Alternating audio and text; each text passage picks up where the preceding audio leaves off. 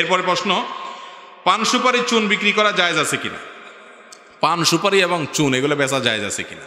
মৌলিক একটা নীতিমালা শুনেন, যেই জিনিসটা ক্ষতিকর মানুষের জন্য বা যে জিনিসটা খাওয়া গুনাহের কথা, সেটার বেচাটাও কি গুনাহ।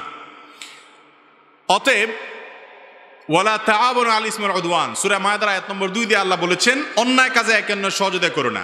বিড়ি সিগারেট এগুলো খাওয়া কি জায়েজ না না জায়েজ কাজ? কিন্তু আপনি যেটা বেচেন, তাহলে সেক্ষেত্রে আপনি বিড়ি খোররে বিড়ি খাওয়ার জন্য হেল্প করলেন, সিগারেট খোররে সিগারেট পান করতে কি করলেন? হেল্প করলেন, ধূমপান করতে হেল্প করলেন। তো হেল্প করার কারণে আপনার গুনাহ হবে, এগুলো করা যাবে না।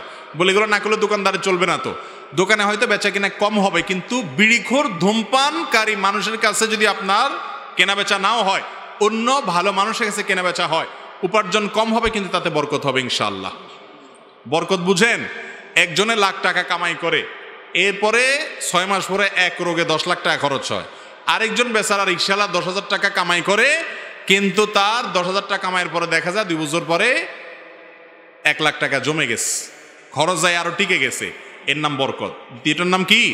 বরকত। আল্লাহ তাআলা অল্পতে অনেক কল্যাণ দিবেন। অতএব হারামকে না করার মতো মানসিকতা থাকতে হবে।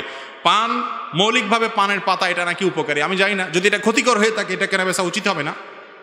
মৌলিকভাবে পানের পাতা, পানের রস এটা যদি উপকারী হয় তাহলে কেনা বেচা জায়েজ হবে।